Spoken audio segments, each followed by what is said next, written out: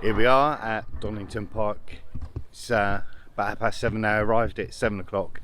Ended up leaving this morning here just after about 3:30 it was. Yeah, 3 o'clock alarm. Away at 3:30. Decent drive up.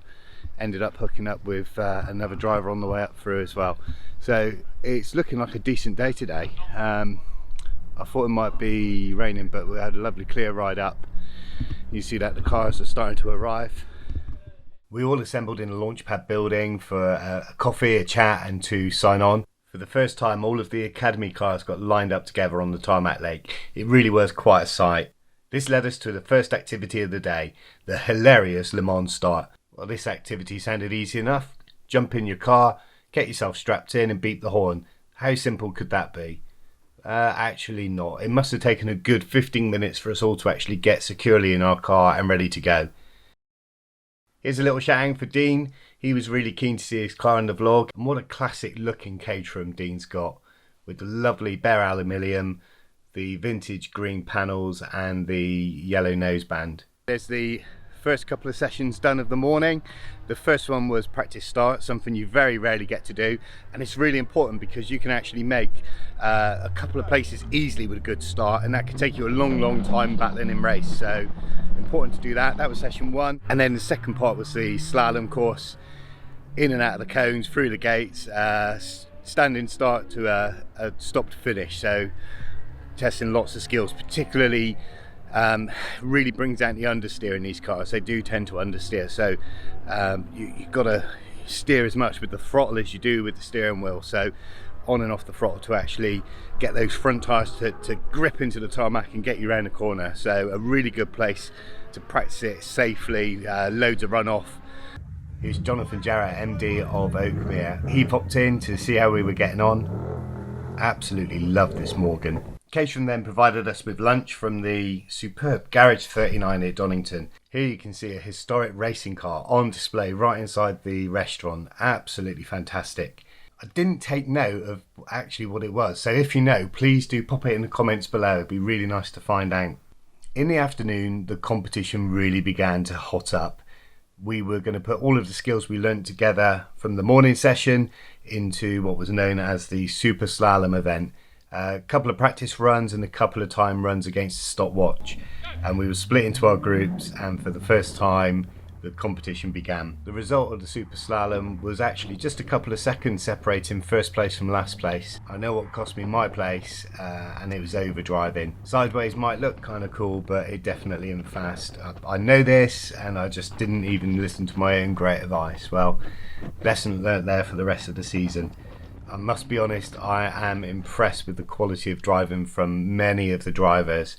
The standard is really high, and yeah, I'm certainly concerned. Really well done though to Tom, who drove fantastic all day, and then Gwyn came second and Toby in third. So well done guys, that was Green Group's results. So this brought to an end the first day, a really well organised, fun day provided by Caterham there. But for me, I was only halfway through the weekend. The second day, I was back at Donington Park for a Javelin's track day, and actually about probably 10 of us stayed over, so there was a good group of Caterhams and in particular Academy drivers. This was to be my first time of driving the absolutely fabulous Donington Park circuit. Now I've been here to watch racing before, but I've never driven it. Donington Park is an absolutely stunning circuit. I think it looks as much like a golf course as it does a racing circuit. One of the most stunning views is stood at the top of the circuit looking across the Craner curves. The perimeter of East Midlands Airport is literally right up at the top of the circuit. So you get the planes coming across, it makes for a wonderful sight. And in the afternoon we had a little bit of rain and then the rainbow as well across the Craner curves. Just simply stunning. On the second day I was joined by my wife Anita and my girl Abby. Here you can see she's hitching a lift in the Caterham style. We're going to see so much of this through the year in the paddock. It's going to be great having the families along. So here we go for a lap of Donington Park. Not the quickest lap in the world, but nevertheless you get to see this fabulous fast flowing circuit.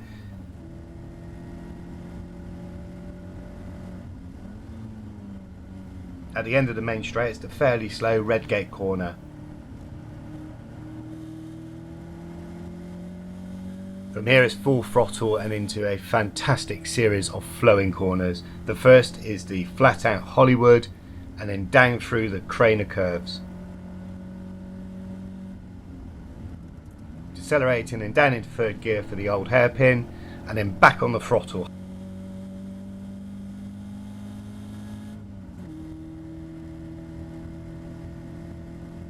After the old hairpin, it's full throttle up through Starkey's Bridge and through Schwanch Curve.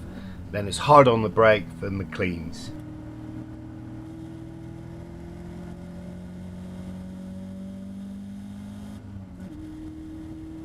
The next corner is Coppice. It's difficult to see through this corner and you've got to choose your turning in point carefully.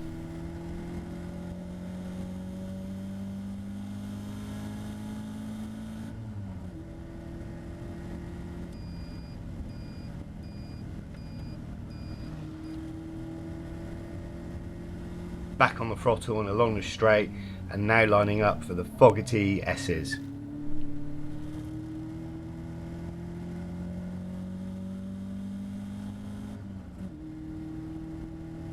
Back on the throttle and down the hill to the slowest corner on the circuit, the Melbourne hairpin.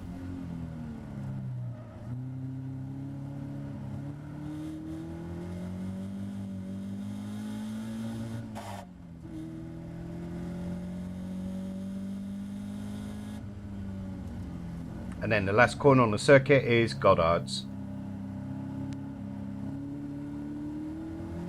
Back on the throttle and there's a flying lap of Donington Park GP circuit. Thank you so much for listening and thank you for watching. Your comments and support is so much appreciated. Please give the video a thumbs up. And today I'm going to leave you with some photos provided by Javelin Track Days. A benefit of Javelin Track Days is they provide you with free photography. Catch you next time.